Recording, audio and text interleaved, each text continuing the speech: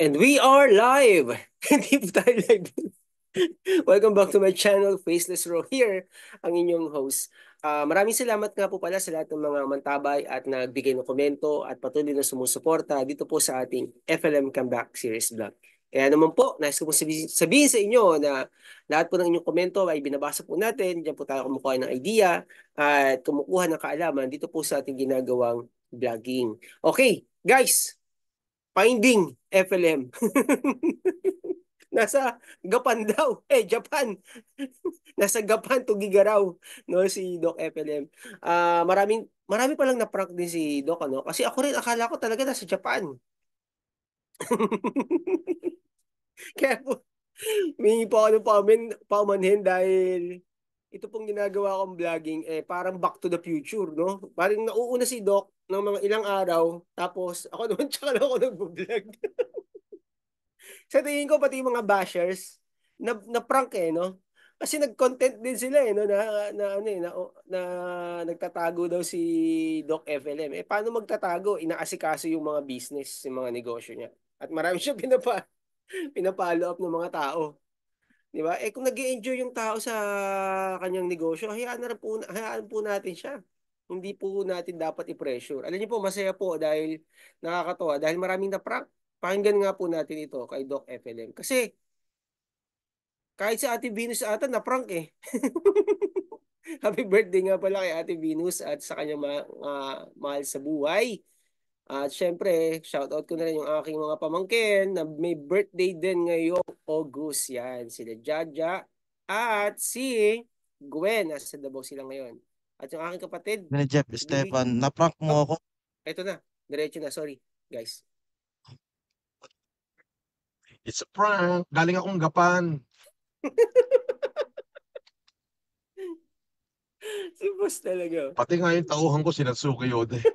Na-prank ko. Sinatsuki. Nasa airport, nag-aabang ko. Kaya ako natatawa. Kasi ako din akala ko nasa Japan.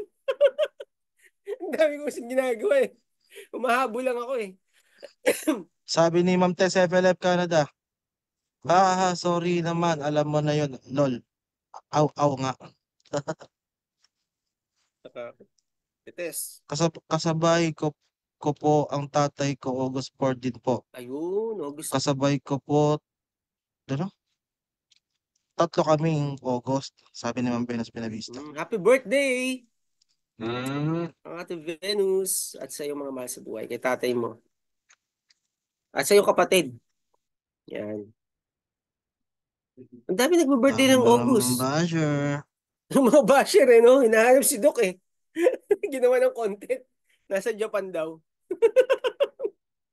Ang cool din ng mga basher no? Inaabangan si Doc. Yung mga basher ipipressure Ako si din na-prank mo, boss, sabi ni Ma'am Venus Benavista.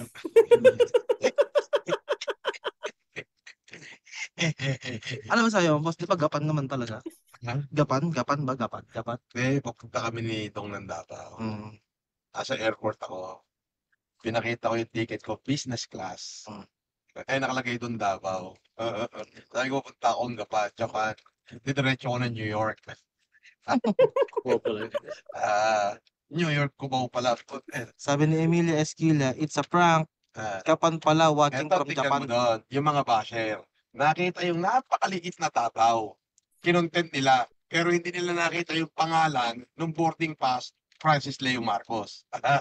Popo, di ba? Yung napakaliit pa, boss, eh. talagang mga basher. Ganun yun. Ay, nako. Mga patola rin, boss, eh. Basta may content lang tayo nagko-content kasi masaya tayo. Akala ako lang na-prank. Marami din pala na-prank, no? Dito na yun.